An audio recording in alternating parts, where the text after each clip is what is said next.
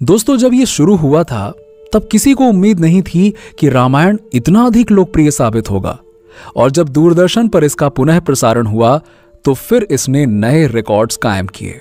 दोस्तों, जब भी हम रामायण देखते हैं तो इसमें दिखाए गए महल, वन, नदी, दरबार, ये सब देखकर ऐसा लगता है कि वाकई में असल में भी सब कुछ ऐसा का ऐसा ही रहा होगा। रामानंद सागर ने इस तरह रामायण के दृश्यों को इतनी खूबसूरती के साथ फिल्माया कि हमें यह बिल्कुल भी एहसास नहीं होता है कि दरअसल जहां रामायण की शूटिंग हुई थी वो केवल एक सेट था जो रामायण के लिए तैयार किया गया था। दरअसल आज से कई साल पहले जिस रामायण को रामानंद सागर ने बनाया था उसका जादू आज भी बरकरार है।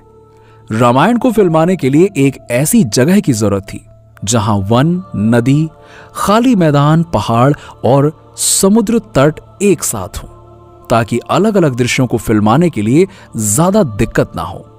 बहुत सी जगह तलाशने के बाद आखिरकार एक ऐसी जगह मिली जहां इस पवित्र कथा को फिल्माया जाए, और वो थी गुजरात का एक छोटा सा शहर उमरगांव। यह शहर रामायण के लिए एक पर्याप्त स्थान था। यह शहर की आबादी भी इतनी घनी नहीं थी कि जिस वजह से यहां काम करना मुनासिब ना हो।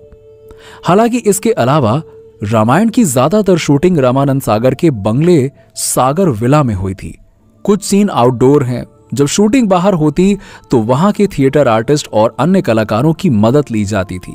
और तो और आपको जानकर हैरानी होगी कि रामायण की शूटिंग के दौरान कई बार जूनियर कलाकारों की जरूरत पड़ती थी। ऐसे में गांव-गांव में जाकर ढोल नगाड़े के साथ ऐलान कराया जाता था कि सीरियल में काम करने के लिए कलाकारों की जरूरत है, भर्ती चालू है, आ जाओ ज्वाइन कर लो।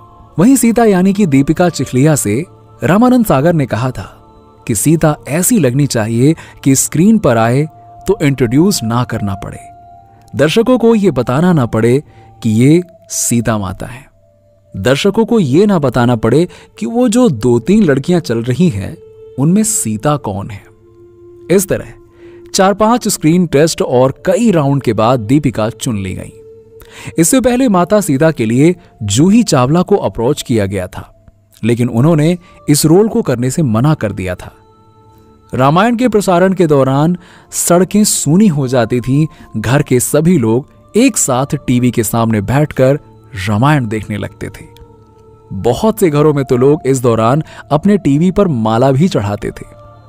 श्री राम का किरदार निभाने वाले अरुण गोविल और माता सीता का अभिनय करने वाली दीपिका के अनुसार लोग उन्हें भगवान राम और माता सीता के रूप में ही देखते थे, और जब भी वो किसी सार्वजनिक कार्यक्रम में जाते थे तो लोग सबसे पहले उनके पैर छूने लगते थे। इतना ही नहीं, देश के कई हिस्सों में शाम के 7 बजे के बाद ऐसा लगता था कि जैसे सरकार ने कर्फ्यू का ऐलान कर दिया हो। जी हां, लोग अपने घरों या फिर पड़ोसियों के घरों में घुस जाते थे, टीवी के सामने बैठ जाते थे।